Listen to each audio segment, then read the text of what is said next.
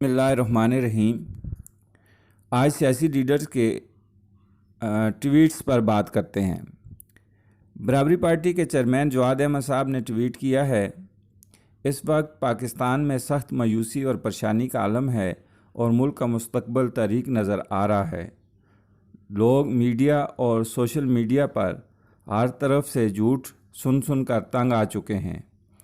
क्या आम आवाम के पास अपनी मुसीबतों यानी महंगाई, गुर्बत और तंगी रोज़गार से बाहर निकलने का कोई रास्ता है?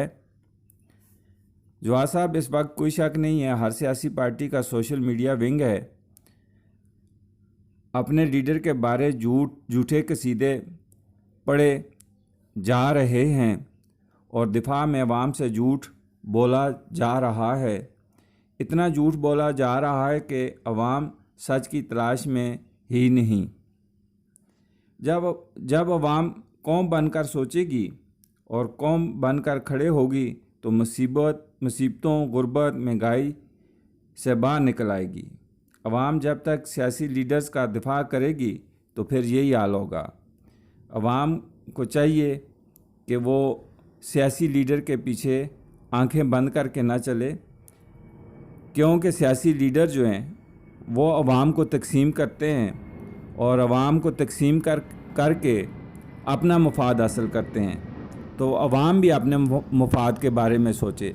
जब अवाम अपने मुफाद के बारे में सोचेगी तो मुल्क में बेहतरी आएगी। जब अवाम तकसीम होकर सियासी लीडर के दिफा करेगी और उस वक़्त सियासी लीडर इनको अपने मफाद के लिए इस्तेमाल करेगा तो फिर यही हाल होगा हमारे मुल्क और अवाम का। आगे ज़रताज गुल का ट्वीट है, बड़े ज़बरदस्त तरीके से वो बयान करती हैं, हर तशद्दुद पे हुकूमत का जो खर्चा होगा, हर तशद्दुद पे हुकूमत का जो खर्चा होगा, जुल्म सहने पे भी मजलूम पर पर्चा होगा। मैडम, अपना दौर हुकूमत याद करो, जब TLP के वर्कर्स और नमूस रसालत के दीवानों पर शेलिंग और गोलियां बरसाकर शहीद किया गया था और दहशतगर्दी के पर्चे काट कर कई माह तक जेल में बंद किया गया था। वो वक्त भूल गई? चंद शेर खाकर बंदा हीरो नहीं बन जाता। अभी तो इब्तिदा है, रोने धोने का क्या फ़ायदा। कादर पटेल साहब ने ट्वीट किया है, मुशर्रफ को बता दो वहाँ ना रहील है, ना पाशा है, ना ज़हीर होगा। मुशर्रफ को बता दो वहाँ ना रहील, ना पाशा, ना ज़हीर होगा। अब वहाँ क्या करोगे? लाल मस्जिद के शुदा रास्ते में तेरे मुंतज़िर होंगे।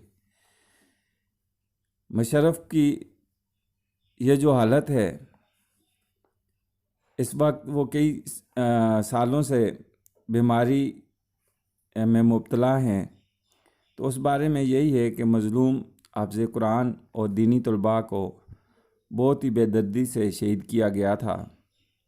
नाउज़ बिल्लाह, शहीद कुरान पाक के औराक और शुदा की बाकियात गटरों से कई माह तक